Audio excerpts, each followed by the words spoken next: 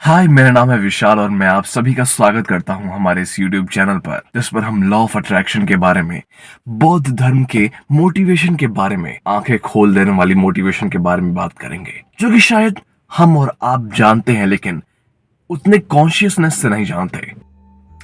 यदि आप अपने जीवन की ओर देखें, आप भी अन्य जीवों से कुछ खास बेहतर नहीं कर रहे हैं। उनका जन्म हुआ, आपका भी जन्म हुआ, वे बड़े हुए, आप भी बड़े हुए, उन्होंने संतान पैदा की, आपने भी संतान पैदा की, वो मरे और आप भी मरे, कोई बड़ा अंतर नहीं है। लेकिन हम यही सारी बातें चेतन होकर भी कर सकते हैं। इंसान के बारे में यही सबसे महत्वपूर्ण बात है।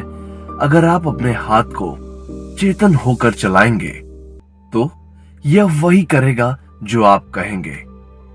चेतन यानी कि अवेयर होकर। उसी तरह अगर आप अपने विचारों को चेतना के साथ चलाते हैं तो वो अपने हिसाब से चलेगी। अगर आपकी सोच आपके हिसाब से चले तो आप खुद को किस तरह रखना चाहेंगे, आनंदमय या दुखी? आप बताइए। अगर आप आनंदमय होंगे तो आपका जीवन खुशी की तलाश करेगा। लोगों को लगता है कि शांति और खुश रहना उनके जीवन में सबसे बड़ी बात है। जब आप आनंदमग्न हो तो ये आपके लिए कोई मायने नहीं रखते।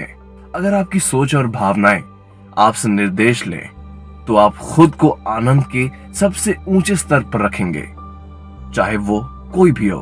अगर ऐसा होता है तो आपके जीवन की सारी प्रक्रिया सहज हो जाएगी। इस समय आप एक घात लगाए हुए चीते के समान हैं।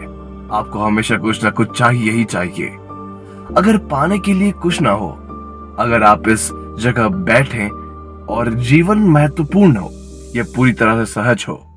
जब आप इस तरह के सहज भाव में होते हैं तो आपके भीतर एक बोध उभरता है।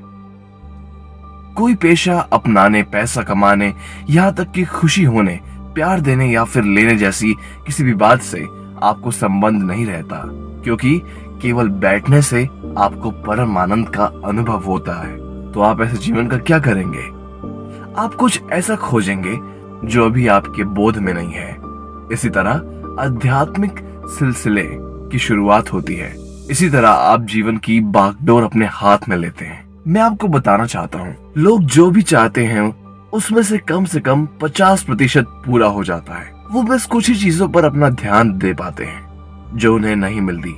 सही तरह से व्यवस्थित समाज में आपकी 90% इच्छाएं पूरी हो जाती हैं और आप बाकी के 10% इच्छाओं की शिकायत करते रहते हैं। आप उन 90% इच्छाओं का आनंद ले ही नहीं पाते हैं और केवल आप उस 10% हिस्साओं का केवल और केवल शिकायत करते रहते हैं जो थोड़ा सा आपको नहीं मिल पाया।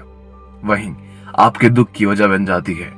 ऐसा इसलिए है क्योंकि कभी भी सारे हालात हमारे हिसाब से नहीं होंगे। आपको मेरे हिसाब से चलने की जरूरत नहीं है।